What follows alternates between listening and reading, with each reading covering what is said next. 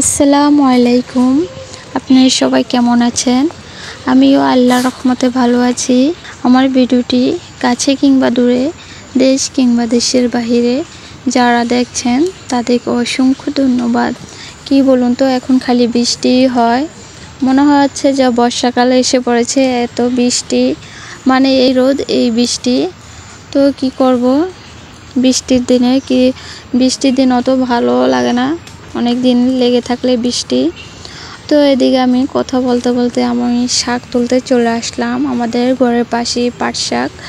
তো শিফা মাকে নিয়ে চলে আসলাম ছোট্ট একটা চালু নিয়ে। এই যে শাক তোলা শেষ, যেহেতু আমি একলা মানুষ অত বেশি শাক তুলে নিব না, অল্পতেই আমার হয়ে যাবে।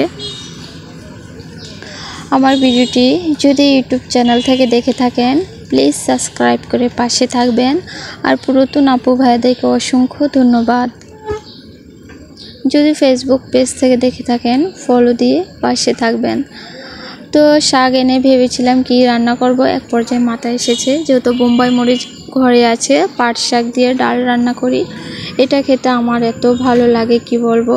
তো এদিকে আমি ডালটা মাখিয়ে নিলাম হলুদ লবণ পেঁয়াজ দিয়ে। তো এই যে পরিমাণ মতো পানি দিয়ে দিলাম।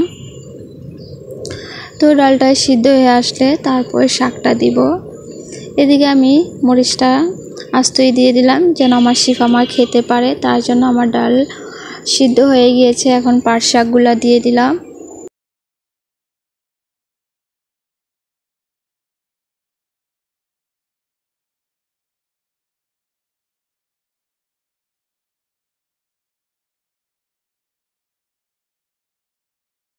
আজকের ভিডিও কেমন লেগেছে সবাই কমেন্টে জানাবেন। আজকের ভিডিও এই পর্যন্তই। আল্লাহ হাফেজ।